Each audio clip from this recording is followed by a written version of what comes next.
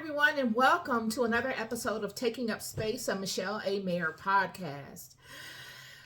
Super excited about our conversation today, you guys. This conversation today will more than likely, I'm not sure yet, but more than likely be broken down into a series because it's probably going to take a long time. I found it very relevant to bring the conversation forward regarding this podcast because it touches upon several factors that I think are a little ambiguous to those that do not have a strong theological background, like myself, and those that may not have been born and like super entrenched in the church, okay, but that have a hunger for God and that really want to understand the history of God's people and how it relates to things as we see them today. So I want to start speaking to some fundamentals as to the walks of these children. I know that when you all see my Bible studies, I do my best to really give you a full feel of the environment, a history of these people that the Bible doesn't really speak to. I look to paint a picture in really broad strokes with vibrant colors and then follow up with very fine strokes to emphasize some of the background aesthetics so that you get a full picture of everything going on and you can kind of put yourself in that environment to allow scripture to really move in your life, because that's really the only way that it actually is going to move, is for you to really get a true and honest and integral feel of what scripture is conveying.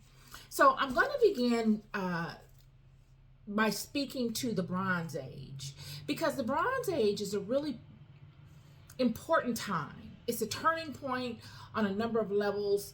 Prior to the Bronze Age declining, you have several things going on. You've got the Egyptians that were a superpower at the time. You have economic strongholds in place, economic systems that even today's societal economic systems, the systems that support the world's economies, cannot even compare to the stability of this particular system in ancient times. I mean, it was a phenomenal system of relationships, pretty much. Very, very strong relationships based on character, based on spiritual concepts that may not hold as much power today. So I want to begin to speak to that. I want to also touch upon who the key players are at this time that really kicked up a lot of dust, that came and brought forth a lot of change, and those that fought them. So we're going to speak to the Egyptians. We're going to speak to the Hittites. We're going to speak to Babylon, Assyria, the Mitanni. We're going to speak to a number of these people and how they relate to this. We're going to speak to the Philistines. We're going to speak to all the various people that composed this group of people called the Sea Peoples. We're going to speak to the Phonecians. We're going to speak to the tribe of Dan. So we're going to paint a picture here. And again, like I said, this may be broken down into a series because it's a lot of information. And I'm not going to be able to touch on every little bit of information, but I'm going to speak to strong points that we can come back to at further intervals and kind of plug into. This is a high level conversation, if you want to call it that. It's a high level in the sense of it's more of an aerial perspective that we can kind of zoom in at a later time and go into further detail on. But I will lead with the Bronze Age because it's very important for you to understand the dynamics, or actually the time in which all of these things happen. So the Bronze Age, during the time, I'm not going to go really into the detail as to the Bronze Age, but during the Bronze Age, this is a time when one would consider it the reign of the old gods. Okay, a lot of Baal worship, uh, your old Egyptian gods, Amun, Ra, Isis, Osiris, uh, Asherah, Hati, all of these Mesopotamian, Egyptian, Sumerian, uh, Canaanite, all of these gods were the gods that the people revered. Okay? During the Bronze Age, God, the God of Israel, came upon Abram and as a man and gave him a word as to what direction he wanted Abram to go to. There was no tribe of Israel really in the beginning, during the strongholds of these particular gods that I just named. Okay, so all of the world honored all of these gods and others during this time. So it was really unheard of for one to go from the honor and veneration of all of these different multiple gods to the honor and veneration of one God. Okay, what happened? What was a turning point? Well, during the Bronze Age, what made the Bronze Age so important was because it was a time when people began to work with metal. Okay, the children began creating weapons and tools with metal. This is the first time this has ever happened. And just as we saw with Adam and Eve in the fall, Cain and Abel slew Cain slew Abel with the plowing hook, a metal object. This is the time of this. So you have many that are now. You have the fallen ones that have now corralled groups of people to build their kingdoms in the earth, and they are building war armies, and they're using these metals, and people are using these metals to go to war with one another, whether to protect themselves from one another or to inflict harm upon one another by way of these metals. So it was a lot of war going on. You had a lot of armor. When you think of Goliath, the Philistine giant and his armor, you're thinking of the Bronze Age. You're thinking of using these metals to wage war with one another, to give one the advantage in overcoming another. And even if you didn't want to be one of those people that waged war with another, you had to kind of assimilate into that type of vibration, because you would become the prey if you didn't. It would be easy for these people to come upon you and overtake you and your family if you didn't assimilate or to acquire such things to protect yourself. So it became a status quo. And the whole environment, the whole world, as they knew it, were doing these things. So it changed the vibration of things amongst the people. And in doing so, we see how it affects the world. We will see during the Bronze Age that there would come upon a drought like none other. We're talking about famine. We're talking about drought that lasted, they said, between 150 and 300 years. And this drought that happened during the Bronze Age would change the entire landscape of the ancient world, of the ancient Eastern world. These lands that we consider Egypt and Mesopotamia and Samaria and Canaan and all of these different regions all throughout were once lush gardens, greenery, beautiful, lush gardens. These are areas surrounded by large bodies of water. So the lushness of the humidity of the water and the not the lushness of the humidity of the water, the lushness of the foliage that grows because of all of the amounts of water and the humidity, all the different types of plant life, all the different types of flowers and fruits and vegetation, and the ability for the animals to eat and to prosper and grow became a wasteland because of the drought. Everything turned into desert. And it would be a desert in such a way that it would never revive itself. It's still a desert till today, these areas.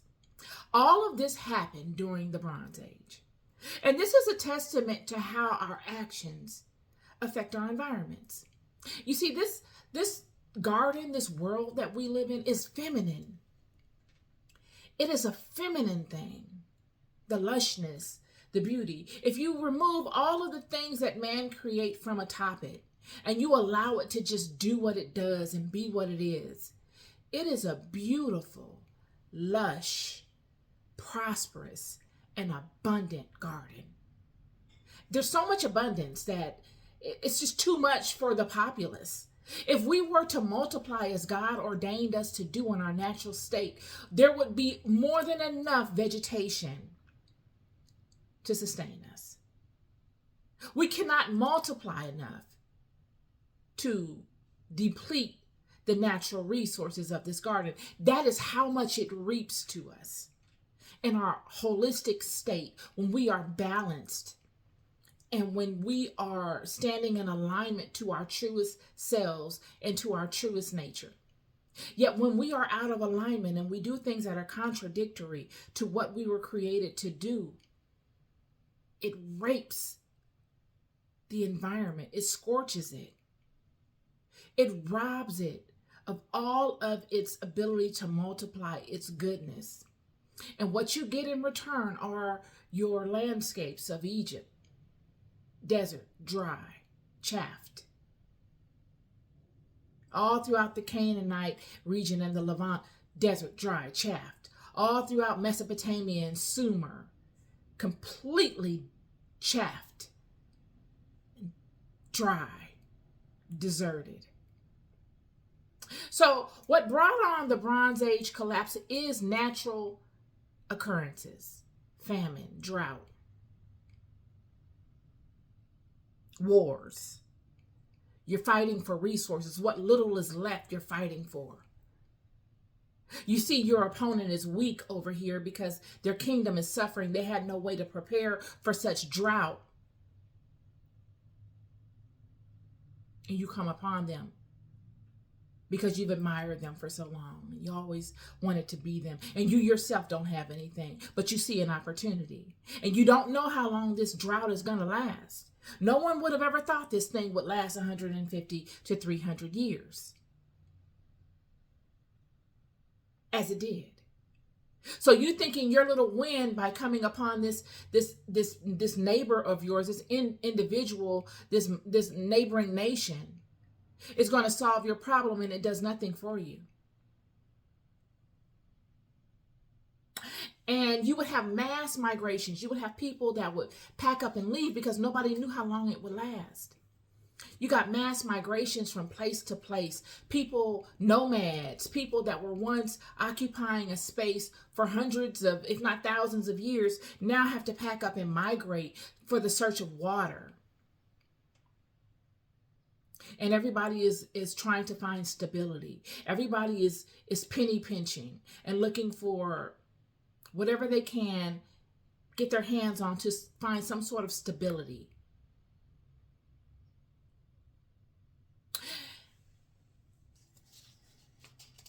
This will weaken the economic structure, obviously, because if you got people migrating, if you have people that don't have money, if you have people that don't have anything to barter, if their barter was farming items such as food or what have you, or cattle, they have nothing to barter. Their cattle is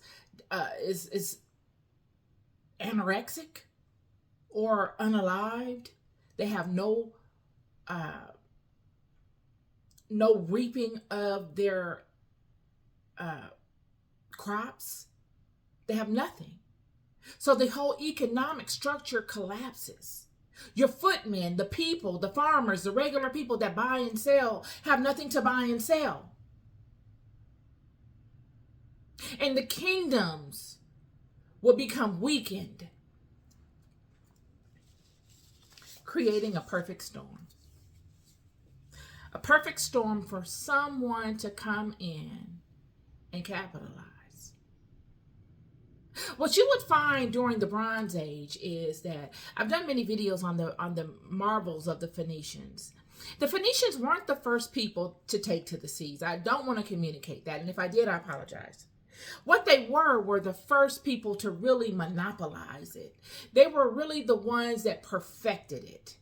They would go long distances and perfect the routes.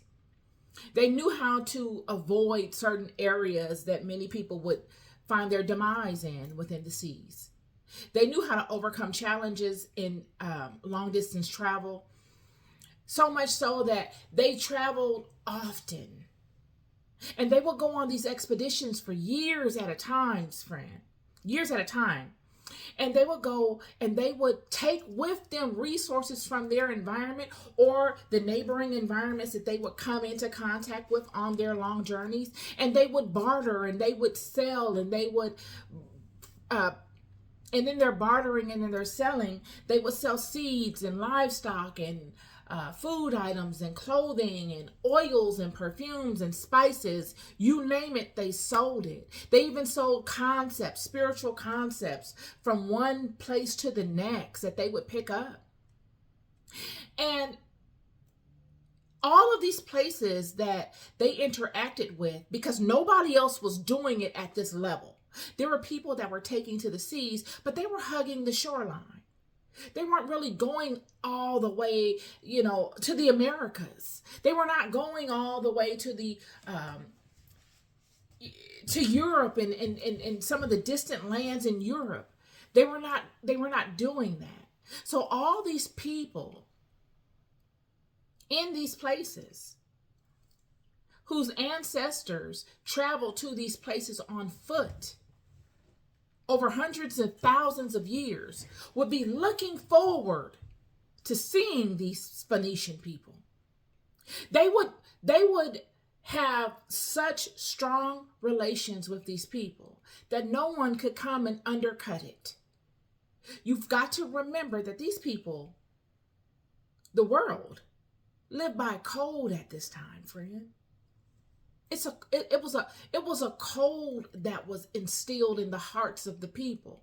It wasn't, and I'm not trying to say that code is not in the hearts of the people today, but there are many factors that have come to contaminate that code. At this time, the Phoenicians and all those that they interacted with adhered to a code, whether that code was created by the Phoenicians and taught to those people, and civilizing them, because many of the people that the Phoenicians came in contact with were not civilized people, friend.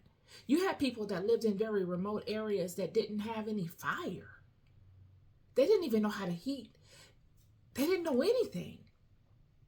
They didn't have clothing. They didn't have fire. They didn't have language. They had nothing. And so the Phoenicians would come and teach many of these people. The Phoenicians would come and put them on the map in the sense that they would become an economic structure of their own, even if it was on a low level. They would be able to create farming techniques to be able to sustain themselves. They would be able to take the seeds that the Phoenicians would give them and plant them and grow exotic crops that were not indigenous of that land. They would come with small animals that these people could multiply by mating amongst one another to feed themselves, creating nations. And the Phoenicians also would genetically mate with these people and create bloodlines in far distant areas, somewhat terraforming the planet. Yet, during the Bronze Age, when the Phoenicians' territory, their land, experienced a great famine that it never experienced before, they would stop the communications with these people. They would no longer sail long distances to see these people. Remember, the famine lasted 150 to 300 years, friend. So these people that were completely dependent upon the Phoenicians and their interactions with them would be left to starve. They would take to the seas themselves, and they would congregate with the neighboring nations amongst themselves, and they would all be wondering, well, what happened? Why haven't they come? Have you heard a word from them? Last time they came, they said they'd be back in a year and they haven't come back. And you wait another year and they haven't come back. Yet they couldn't hop in the ship and come to the Phoenicians. Because one thing about the Phoenicians that you will find, friend, I don't care where you look, it's kind of an unspoken thing that many nations don't want to speak to, because I honestly believe of the jealousy that they had to the Phoenicians, because they were envied. The Phoenicians had the secret sauce that would allow one to travel from extremely distant lands safely. Nobody had the navigational sequence at that time except for the Phoenicians. They hoarded it. They did not let anybody, no one could get on that ship with them except for those that they allowed on for whatever reason. No one could get the knowledge. This is what made them a monopoly. They were a monopoly at long distance travel by water. So those that this was their ability to protect themselves. This was their ability to become a monopoly. They could limit their competition. Because as I've said before, friends, the sea has a whole nother set of laws. You get in that water, friend, and you can look in any direction for miles, hundreds of miles at a time, whatever your eye can perceive, and you will see nothing but water. It's a humbling experience. These are the types of seas that the Phoenicians sailed upon with ease. So those that they came in contact with, that they had relationships with in vast lands, there's no way that they could hop on a boat, even if the Phoenicians gifted them a boat or sold them a boat, which they did. There's no way that they could hop on that type of boat and find their way to where the Phoenicians were. There's no way. Keep that in mind. Because during the Bronze Age, what will happen is, what we will find is that when the famines hit, and they began to create havoc within these regions, the Canaanite region and the Egyptian regions, there would be one group of people that would not really be affected through all of this. They would not take substantial losses. So we understand the Bronze Age. We understand what it was like to live in the Bronze Age. It's the first time they were able to work with metal. We have the Cain and Abel story really going on during this age.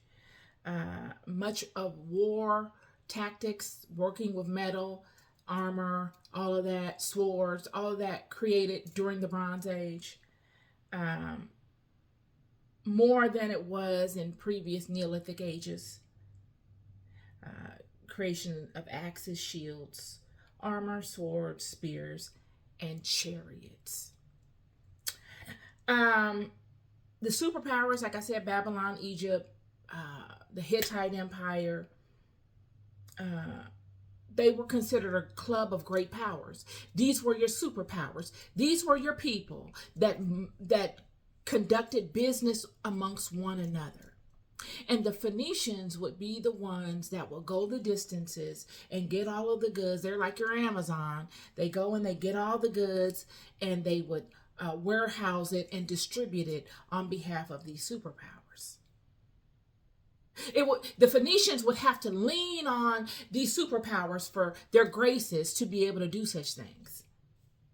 See, these superpowers, especially Egypt, would be the group of people that would keep the Phoenicians in check. They were really the only people that could checkmate the Phoenicians and keep them under control in some sort of way and not let them become too much of a monopoly. Because even though the Phoenicians were great at industry and trade and finance and banking and creating cities, they were not a powerful nation like Egypt was.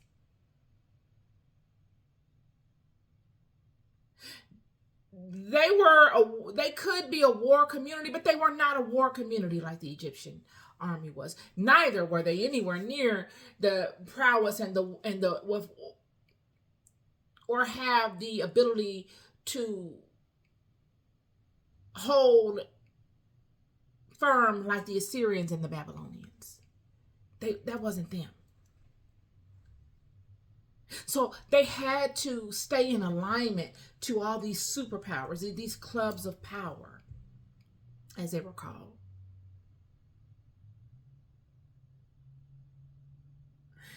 And this club of power that I just said dominated the Levant and the entire ancient Near Eastern world system. The whole system was ran by these individuals. No other economic system since has been as powerful. These are superpowers. Undisputed, in concrete. Everybody bows down to them. So when this famine comes, it shakes all of them. All of them. And this famine would break up this economic system. It would weaken it. These superpowers, these nations would become weak. And that introduces us to those that will come and take advantage of this. So we will begin to speak to the Sea People. The Sea Peoples are the people that would come upon this group of people, the Hittites, the Mitanni, the Egyptians. All of these people in this particular Levantine coastal region and their neighbors, they would somehow find a way to connect themselves together. Who are the Sea Peoples? They were a seafaring confederacy of marauders, raiders. They were a gang, a clique. I told you, you had some of these seafarers that came from Europe, all the way from Europe, that would connect with people. How they connected, we will get into that.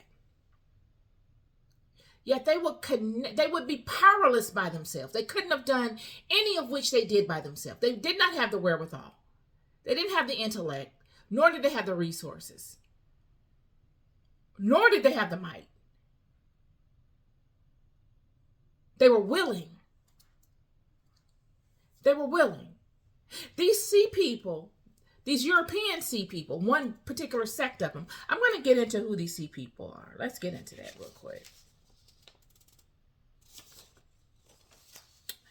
So, these Sea People would connect with other people that share the same kind of vibration as them.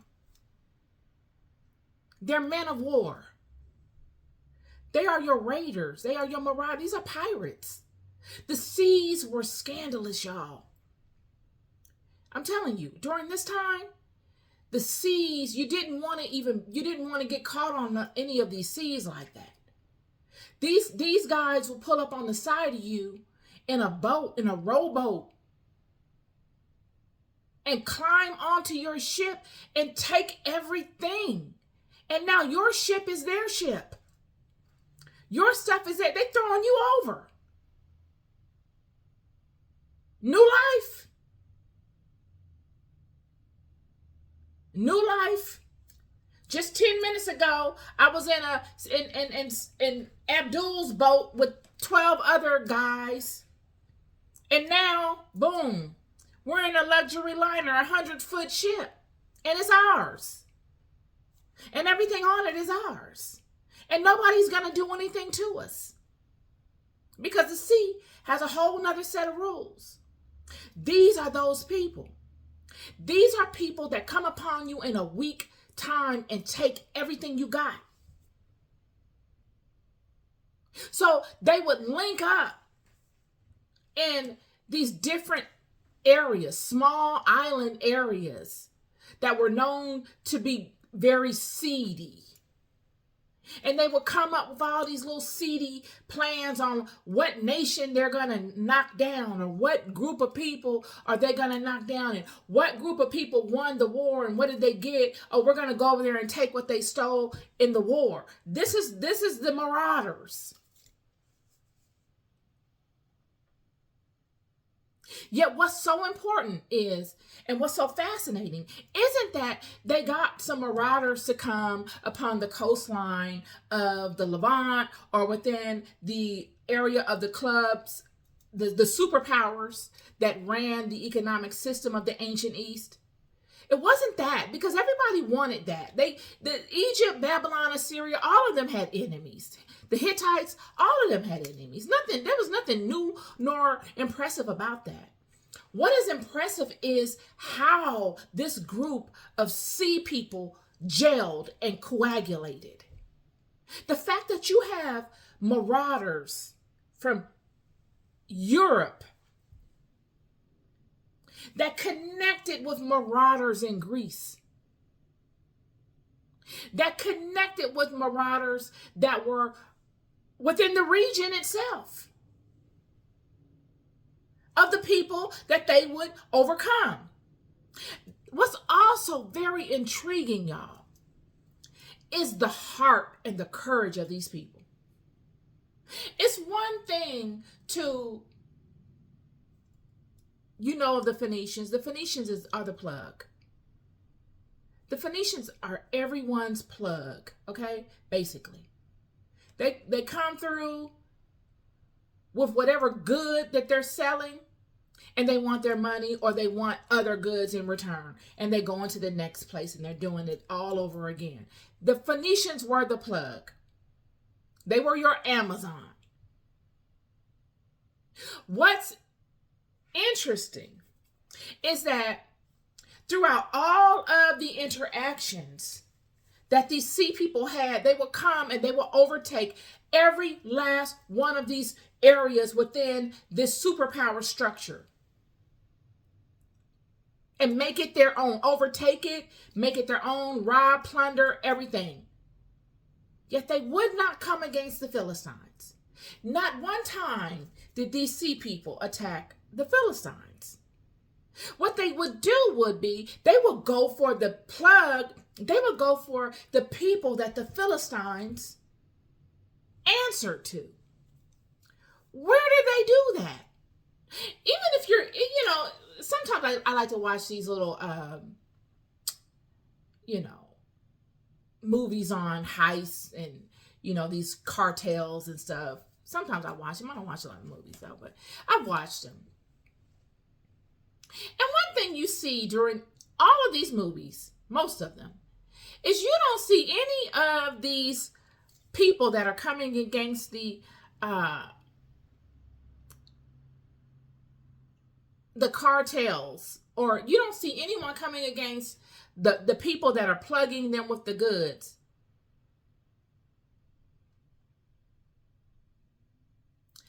Let me rephrase that. You don't see any of the people that are buying the goods coming against the people that those that they get the goods from answer to. You don't normally see that. You see them plotting on the one that's coming with the goods. Whether it's, telling them you want a really huge shipment, or working your way up to getting a huge shipment and then robbing him for that huge shipment, or robbing him for a small shipment. But you don't ever see the one buying the goods go for the government body that's really behind the plug being in a position to offer the goods. This is what these marauders did, y'all. They came and they didn't go try to hit up the Phoenicians. Not once. Not once. I have looked into this. If I'm wrong, please say something. Not once. You would have thought at least once one of them would have tried them. They didn't. They went for the mightiest nations. They went for Egypt. These marauders, I'm going to name them. These marauders, this confederacy of marauders, of raiders, this gang, this clique, went for the most powerful nation in the area. Most powerful nation spiritually, most powerful nation resource-wise, most powerful army. Where did they do that at, y'all?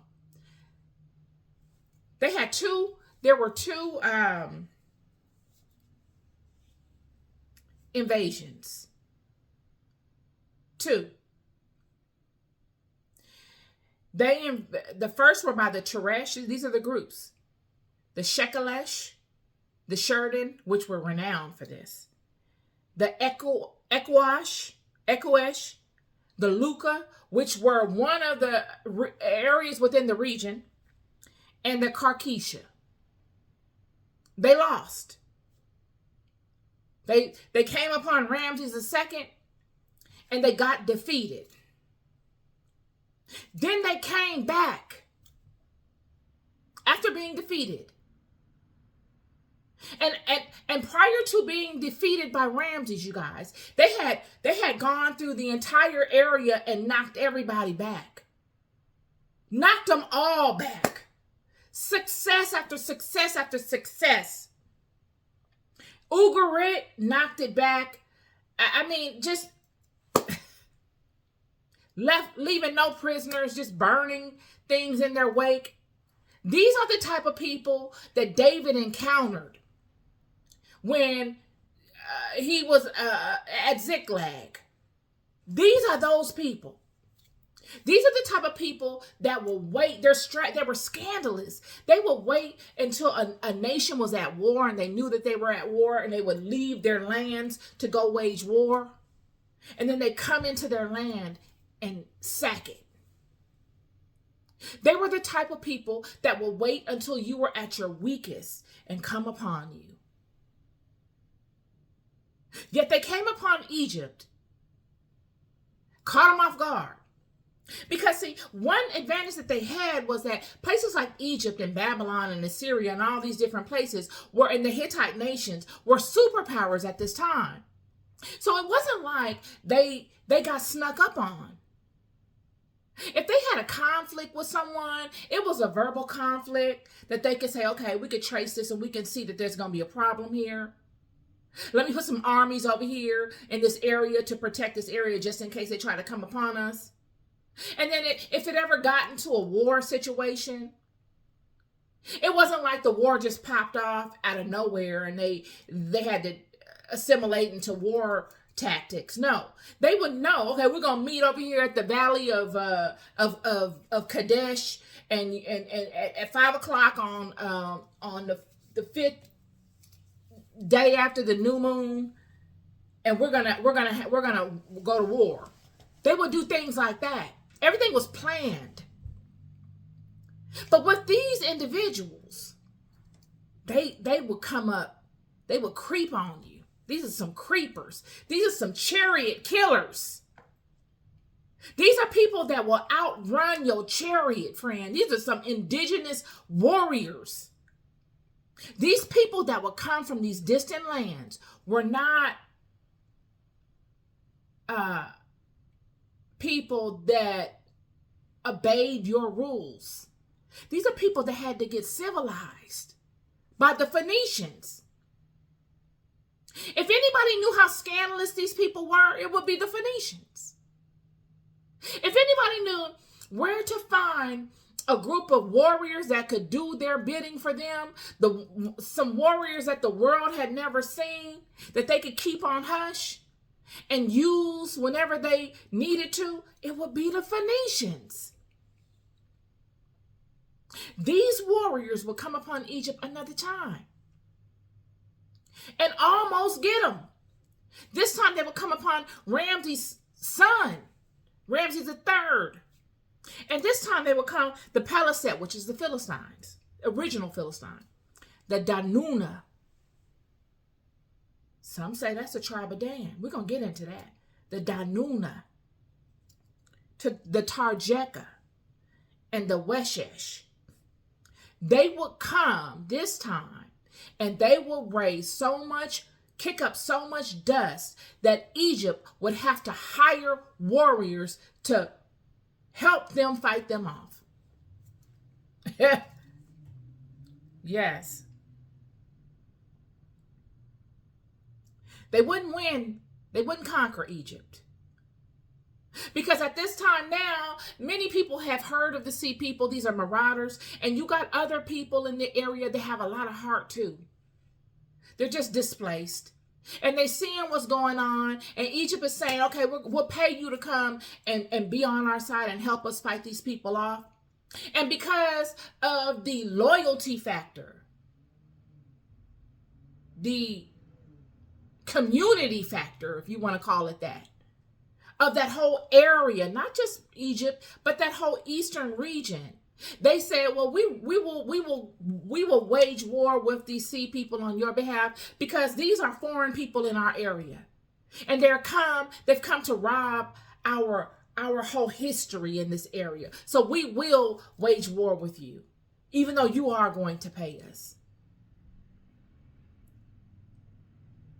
And nonetheless, they would not win the war against Egypt, but they would win the war against many of these smaller nations within this region, and they would break down the entire economic system. That powerful system that I spoke to initially, they would break that down. And in the breaking down of that economic system, it would allow for the Phoenicians to be brought full front and center. Eventually, Egypt would break down and suffer because they were all connected. Their livelihood depended upon one another, this economic system. So when the economic system broke down, everything broke down with it. And in doing so, it freed the Phoenicians. The Phoenicians were the only people that benefited from this. Primarily. Honestly.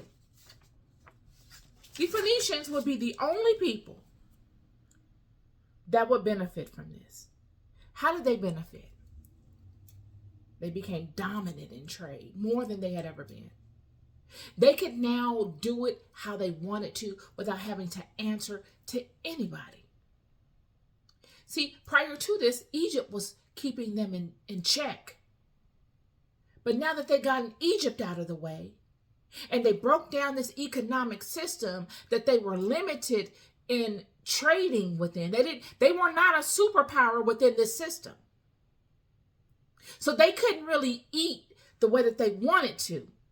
They had to get the scraps, what was left over from all of the real superpowers that were monopolizing the system. But since the system broke down and they had experience, they had already been sailing. They had already the relationships. This goes back to what I've been saying about the age of experience, about all of these different initiative programs that are going away and everything having to be decided upon what you can do now. This is that. This structure has gone away. All of the superpowers that were monopolizing this structure have been broken up. And anyone can join, anyone can make a name for themselves now. Anyone could come with experience and jump right in and become a superpower. This is what's happening. And the main one that would do it would be the Phoenicians. They had the experience, they had the relationships, they knew, they had the resources.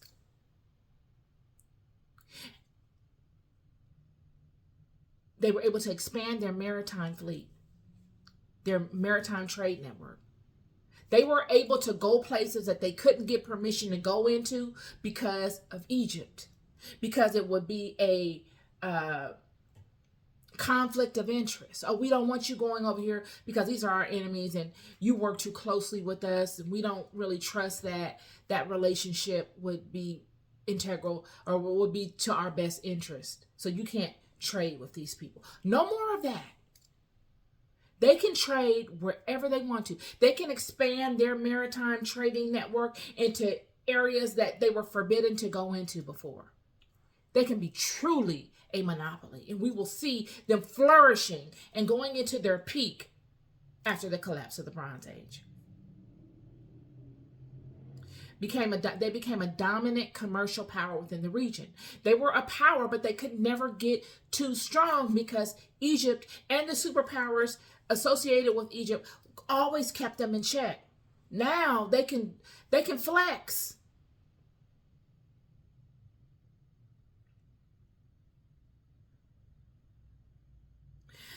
As other powers weakened, the Phoenicians gained more power and control over their own affairs. I just said that. We know the Egyptians, the Hittites, the Syrians, the Babylonians.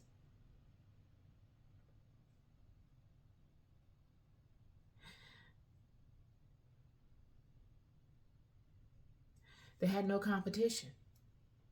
They didn't have anyone to compete with. They had adhered to the process of working up under the constraints of these nations for so long.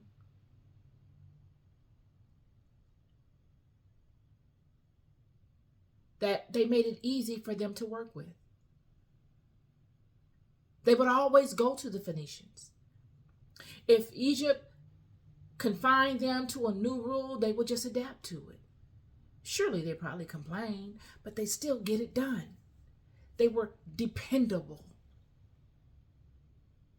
And because they were dependable and because they were flexible, they became reliant on them. And these nations becoming reliant on them, even in the limited capacity that they had, everyone knew of them. It was okay. When Pharaoh is asked or told that the people want more of such and such, okay, tell the Phoenicians to get it.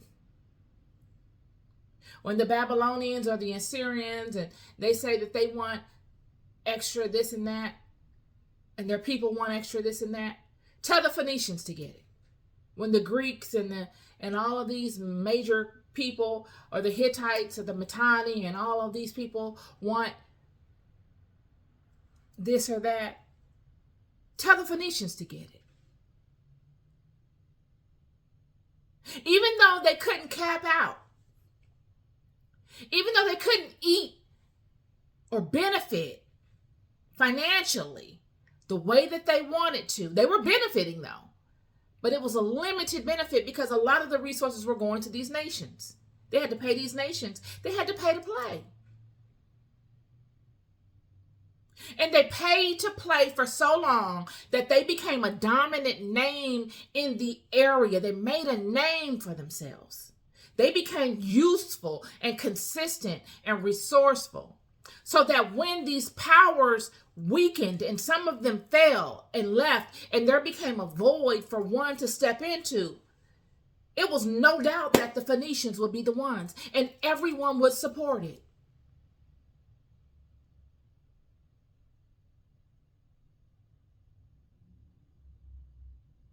When you look at these sea people and what they did, what will happen is the Phoenicians would become a dominant nation, very dominant. That whole coastline of the Levant would spring up into a dominant and mighty nation after the fall of the Bronze Age. And these people, these sea people, would make this area their home. These people, this area was not their home. It was some of their homes. Because you had some that would add to this confederacy. It was a gang. You had some, all of them spoke different languages. So if they're all on the boat and they're coming to rob you, friend, and you speak in a different tongue, it's likely somebody on that boat speaks your language. And they're all in alignment with the wickedness that the sea people came to do. And all of these people from different areas, you got people from Greece, you got people from Europe, you got people from distant lands throughout the Mediterranean, distant lands throughout Asia Minor. You have people that were local. Look at the Danites, the Danuna, the Luca. Your vagabonds, your marauders, the people that don't have any loyalty to their environment. Maybe they feel jaded or they feel unwanted. So they're your rejects. And all of them have joined together for one cause: money and power. Because the Bronze Age was the decline of a powerful empire. And whoever stepped in to the next leg, the next phase, the next era would make a tremendous name for themselves. They would become a mighty nation or mighty nations. This was the selling point.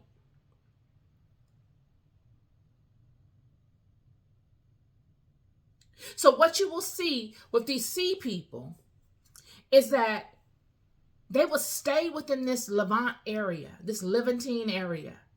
They would make it their home. And they would become a mighty name within this area. They made a name for themselves. All of these groups of different people, whether from Europe or Greece or Asia Minor or wherever they were from, would all coalesce into one name: the Philistines. This is who the Philistines are, y'all. This is Israel's number one enemy, the Philistines. This is why Israel was so concerned about these people. When you look at David, when you look at the children of Israel, regardless, Saul, and they're in the valley, and Goliath is out there, and he has on what? He has on all of this mail, this armor, and this sword because of the Bronze Age. And he's taunting the children and saying, "Which one of you guys want to come see me?" He's saying all of this because of the reputation that these people had. Many people want to make it like the Philistines weren't this and that. The Philistines, you didn't want to see them. They were a courageous group of people. What they did was very courageous. And they got it done. Let's talk about the Philistines real quick and some of the things that they got done.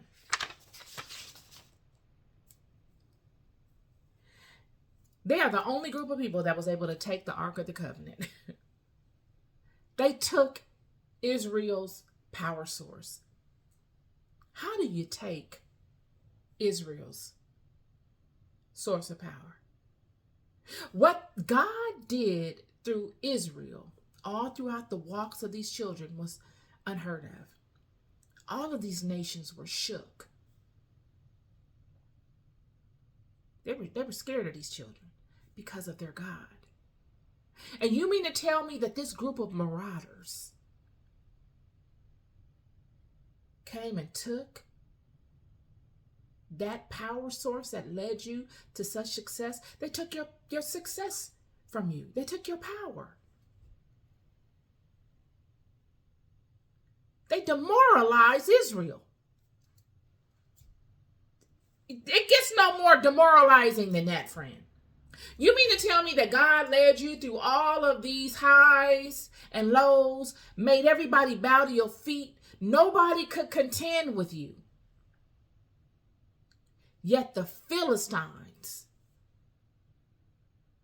had enough courage and heart to come and take that thing that gave you all of your power, or that the nations saw as a tool that God used to give you your power.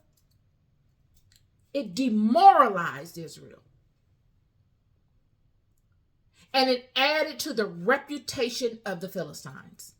That coupled with what they did in breaking down that economic structure, waging war. Who wages war with Israel? On a fly.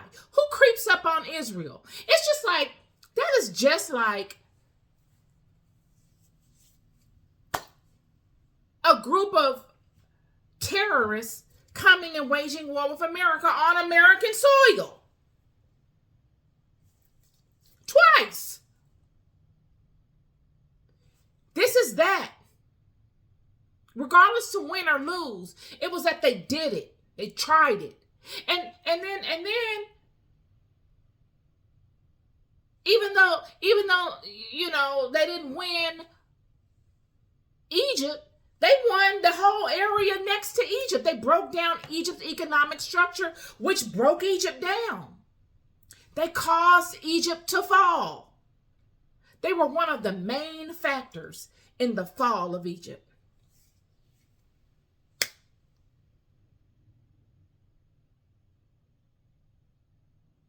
Then they go and take the Ark of the Covenant. They're saying everybody can get it. They're saying we don't care about nothing you're talking about. Everybody can get it. They had superior ironworking skills. They had better weapons. I know many of y'all think that people were walking around with these long swords like who wages war with them long swords like that? These people were runners. They will chase down a chariot, kill the horse, and get after the rider. They didn't care anything about a chariot. A chariot was a technological advancement of the time. It gave the people the advantage, the man on it the advantage of getting after you quickly or getting away from you quickly. It gave the person the advantage of multiplying their victims in a small amount of time, while protecting the horse and the driver, giving the driver the luxury of sitting atop the chariot or standing atop the chariot, being able to move around and wield their sword or their bow or whatever while on the horse. These people, friend, I'm telling you, these were the Philistines was a whole nother kind of animal. The sea people, not the Philistines, the sea people were a whole nother type of animal. They would outrun your chariot, friend. You saw one of them Philistines getting after you. You and that chariot it's a wrap. This is how they did this. This is how they became successful in their undertakings. The Philistines are the one that killed unalived King Saul. Do you know how big of a deal that was? The Philistines didn't care about any of our stories, friend. When we look at Saul and Saul's situation and him being unalived by the Philistines, we look at the story of what happened before it and what was his reputation with God and what did he do. And The Philistines didn't care about none of that. Neither did the nations that were on looking. All they saw was the Philistines unalived the first king of Israel, which was Saul, Israel's first king that they wanted so badly and that they just had to have and they were so proud of having. The Philistines unalived him and his sons.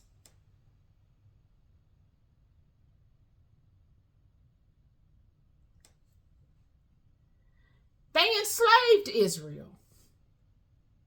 The Philistines.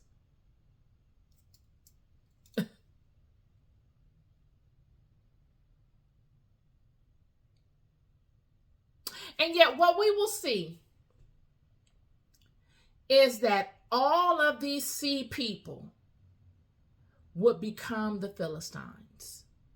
They would mingle and mate amongst one another because Israel couldn't mate with them. Remember, this is why God said, don't be fooling with these people.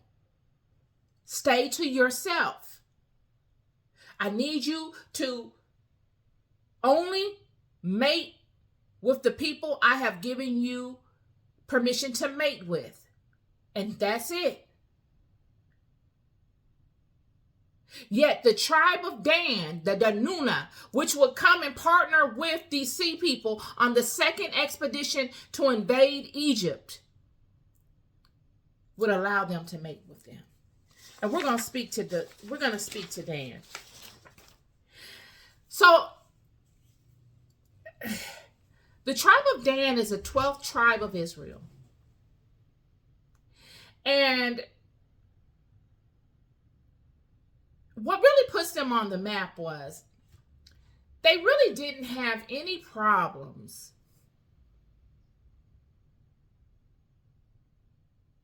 until, well, you know, their father, Dan, is the one that did say to lie and put some blood on Joseph's coat when they put him in the pit and say that an animal attacked him.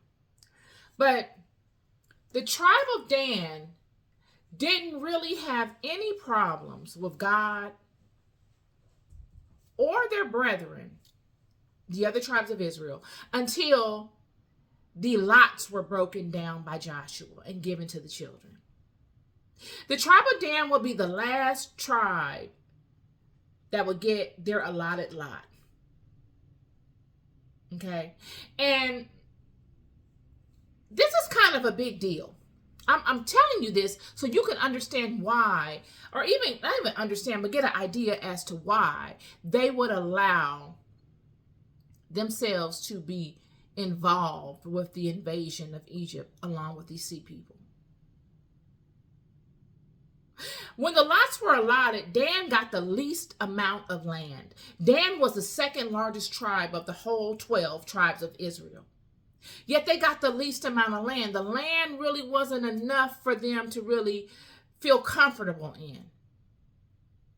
And, you know, you wonder, well, why would Joshua give them such small amount of land, you know, knowing that they're such a big tribe? Well, there was a lot of things going on. You got these Philistine nations. This is after Egypt has collapsed, after the Philistines or the sea people have come and waged war. All of this has been done.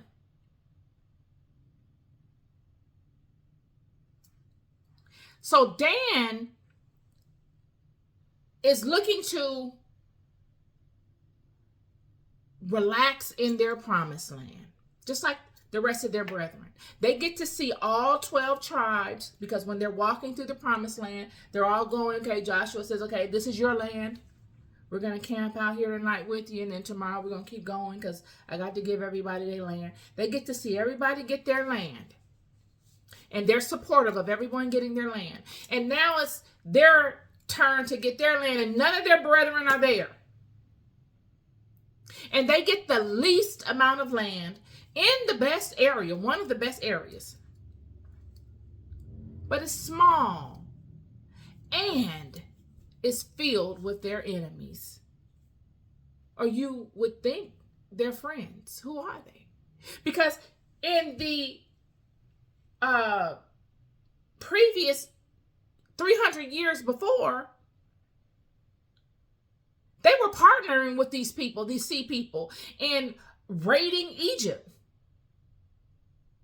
And now, 300 years later, well, let's just say a part of the tribe had partnered with these sea people in raiding Egypt. Now, 300 years later, these sea people have now turned into the Philistines, a huge nation, and have made a name for themselves as a war community. Them and the Amorites are in the land designated for them. Isn't it funny how God worked things out? Those same people you partnered with, or your brethren partnered with, because Dan is a broken community. Some of the Danites partnered with the Philistines. Some of them were with Israel. All of them did not partner with the sea people and become a portion of all of them did not partner with the sea people in overcoming these particular areas. Some of them stayed true to the God of Israel. Yet those that partnered with the sea people made it bad for everybody. And now 300 years later, these people are getting their allotted land. And who's on them? These same people that 300 years earlier, your brethren partnered with to do wickedness. That God did not give you permission to do, that you should not have been a part of. And now you must get these people off of your land.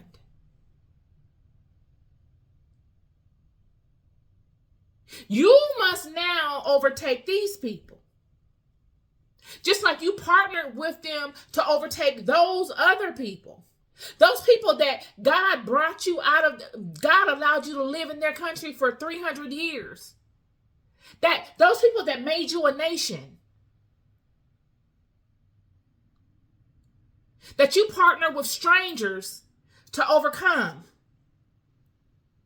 Now those strangers that you partner with are on your land. And you must overcome them. And Dan wrestles, they get their land and they try to make it work, and they wrestle with them and they say, you know what, I don't want to deal with this. I'm going to go and I'm going to make my own inheritance. I'm going to forfeit the land that God gave me. The land, by the way, that our forefather, Dan, the original Dan, the man that we are named after, is buried on. Because Dan, their forefather, transitioned and was buried on the land of their inheritance that God gave them. So now they're saying, no. I don't even want this no more. It's too much of a problem. I don't want to deal with these Philistines. We'll just forfeit this inheritance. Let the Philistines and the Amorites have this inheritance. And we will go and we will create our own inheritance. By our will and our might, we will do what God wants. And they go and they hear of this land that is peaceful and that no giants are on, that there's no enemies there. And they come upon it and they take it and they kill everybody and they take it and name it after themselves. They began worshiping idols. Because you know what it sounds like? When they go and they take this land, they're a little irritated. You could imagine what they're thinking. You know what? God gave us this God through Joshua gives us this land. It's too small for us. It's filled with Philistines and Amorites. We can't find no peace on this land. We're always waging war, and these Philistines are constantly encroaching upon us. God hasn't helped us with it. Our brethren, where are they? They haven't even come. They know what's going on. They know the Philistines are here. They haven't even come to help us. So they feel left out. It's a poor me kind of thing going on, possibly.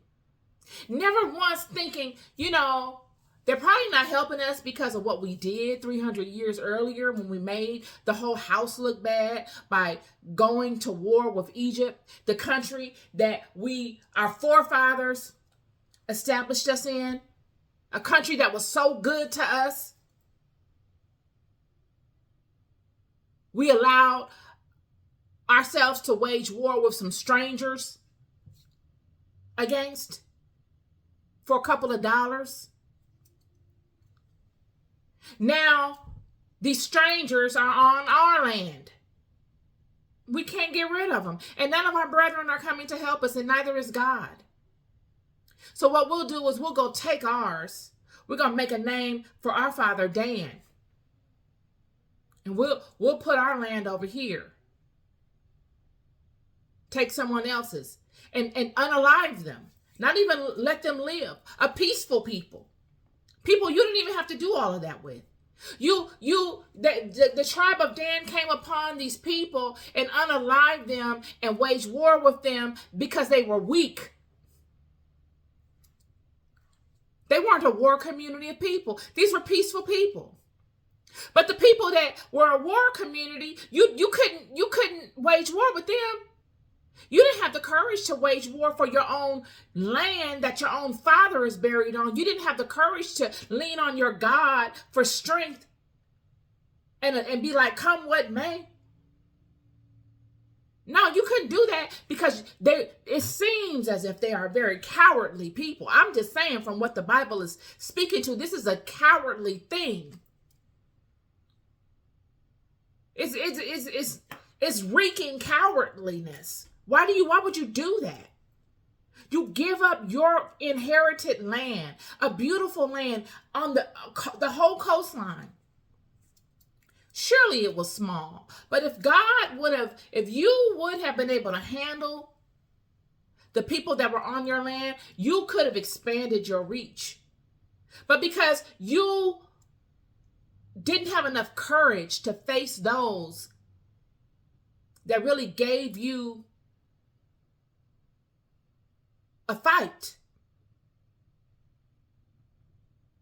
you'd rather go and find someone that was weaker than you and overcome them. Show no love, no concern,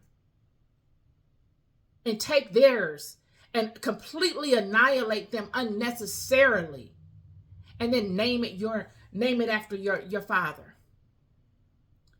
And then after that, you want to go and disrespect God by worshiping idols.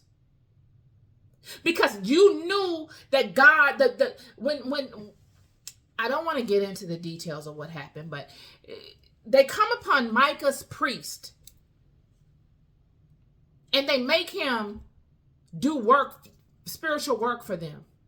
And kind of like Laban did with his idols, and he knew he could see into the future and prophecy and do things. Well, so were the Danites. They were doing this with these idols because God was not speaking to them because they were out of alignment.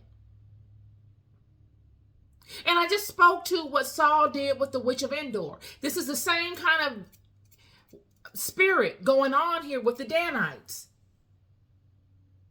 When you can't get a word from God, but you want to make your will manifest, you'll get it from anybody. And that's what they did. They knew they weren't supposed to do what they were doing, but they were angry. They were like children having a tantrum. I'm gonna do it my way. I don't want to be a part of them anyway. And since you want to go it alone, go it alone. You go solve all your problems. So you call on these idols and you lead the whole tribe astray. You've made these idols your God. Idols your God because you've fallen out of alignment. You forfeited your inheritance. You disgraced your tribe. And then those that come after you begin to mimic you. And they teach others to do the same thing and worshiping idols. And because of that, God wrote them completely off. They are not included in the 144,000 that are listed in Revelation. Nowhere in there are they included. They would go on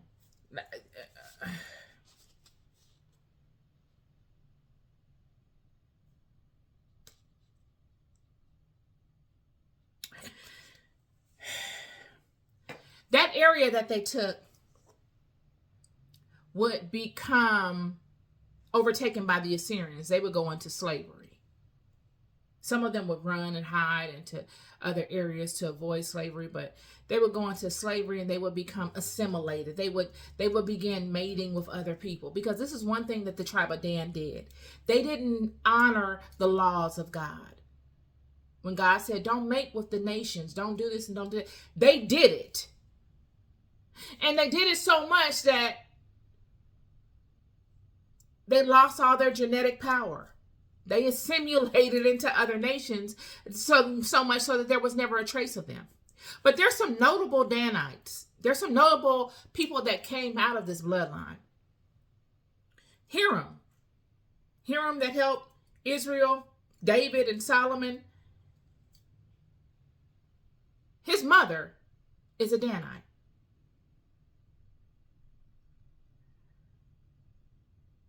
Samson, Delilah. Samson was a Danite.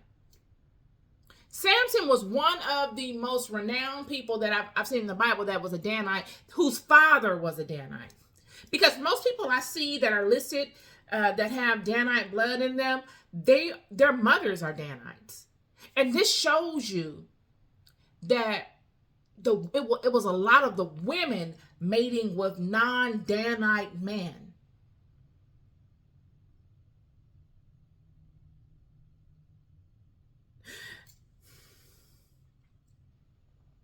But Samson's father was a Danite and his mother was of Judah.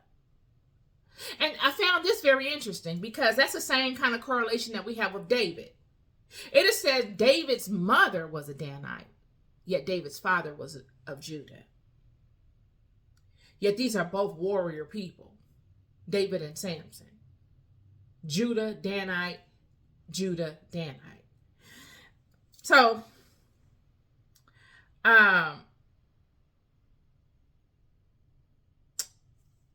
so they worshipped idols. They worshipped a lot of the Typhonian gods and Baal and Dagon and a lot of the former gods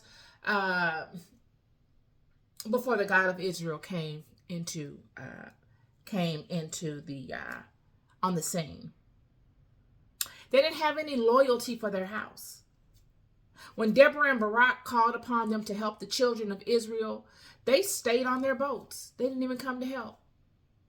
And one can say, maybe they did that because they felt like the children didn't help them when they were having the issue with the Philistines and the Amorites.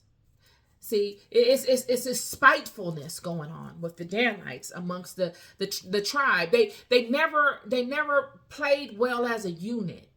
They never played well with their brethren.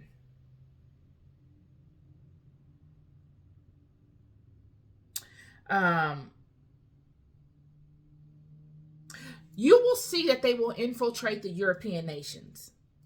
See, what the Phoenicians did in genetically terraforming a lot of these distant lands,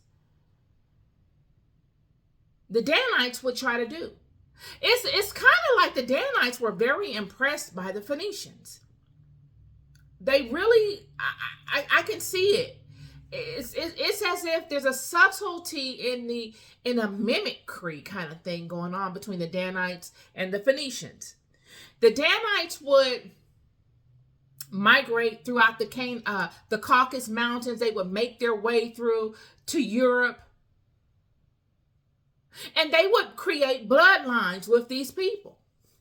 A lot of these powerful European nations that you see have a lot of Danite blood in them, friend. A lot of them.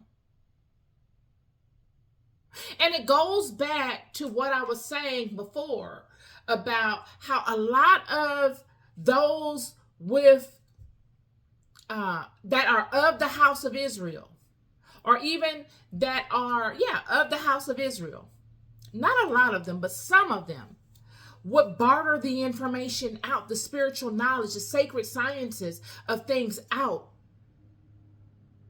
Some of these Danites did this. And they would create bloodlines of their own to assimilate in, to hide in. And, one could say it could be because of how they felt that they were treated by their brethren. Maybe they felt abandoned. Maybe they felt nobody really cared. Maybe they felt like they were last. Never taking into account their role in things. Had you not partnered with these sea people, maybe God would have come to your aid to wage war against them. You befriended these people. You waged war on their side against a nation of people that nurtured your house in its infancy. And you did it without God's permission. And then when these people have come upon your land, you can't even overtake them because you are afraid of them. And you go and you overtake a weaker nation of people and slap your name on their land. And they would travel through these distant lands, and they would make bloodlines, and they would mate within these lands and teach these people sacred knowledge. And they would mingle so much within these bloodlines that they would no longer look like who they are.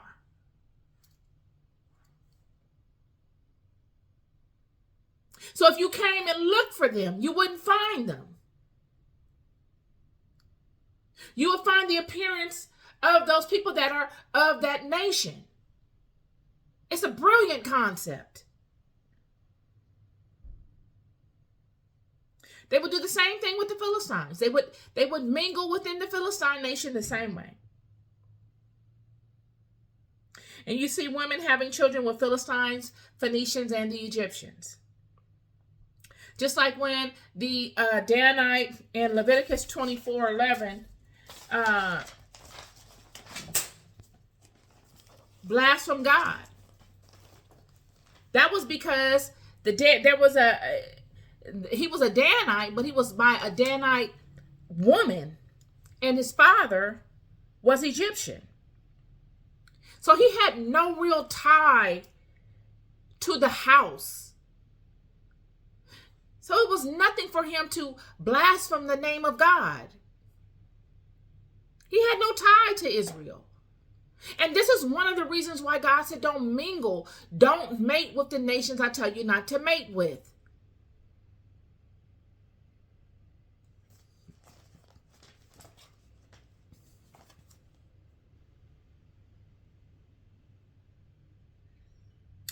They would make enemies. They would make friends with God's enemies and enemies to God's friends. And they premeditatively did what God told them not to do.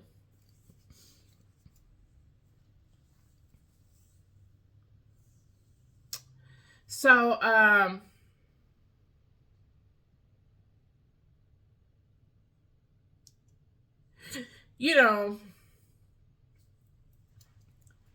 it's an interesting story, and the story is constantly unraveling. Many people want to write off the tribe of Dan. I'm always one to try to empathize and look at things for what they are, because it's easy to write things off until you get in situations, friend. And I've been in a lot of situations. What we find in the 144,000 and the Danites being left out of it at this particular point in the book of Revelation, you can't leave them out. God himself can't leave them out. He might have been able to leave them out of that portion of things, but they are of the house of Israel. This house is fixed. This is not a adjustable kind of thing. You can't change it as you go. Some things you can, and some things you can't. Just as Jesus had 12 disciples, he couldn't change that. Once it was done, it was done. Just as there are 12 zodiacs. I know many of you don't want to hear that, and you say that has no weight, But everything is associated with this. It is what it is. You got 12 signs of the zodiac. You got 12 tribes of Israel. Jesus had 12 disciples. There's 12 stones on the holy breastplate.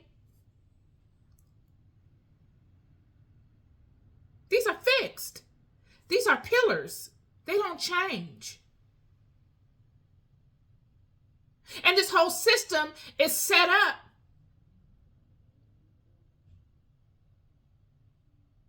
and supported by them. If you change them, you change the system.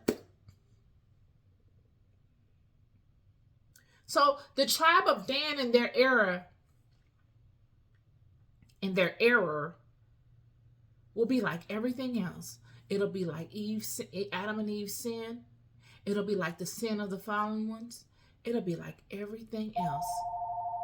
It will have to go its full cycle. It'll have to run its course.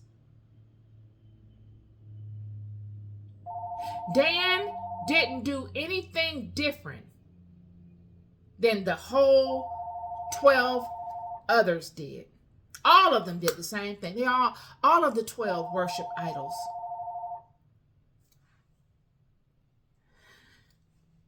It was just that they did it first. Period. They were the first ones to worship idols after entering the promised land.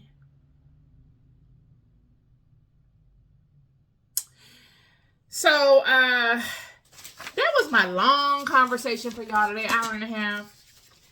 I hope you found this useful. I look to come forward with things that I think, add some clarity and some structure to our spiritual walk.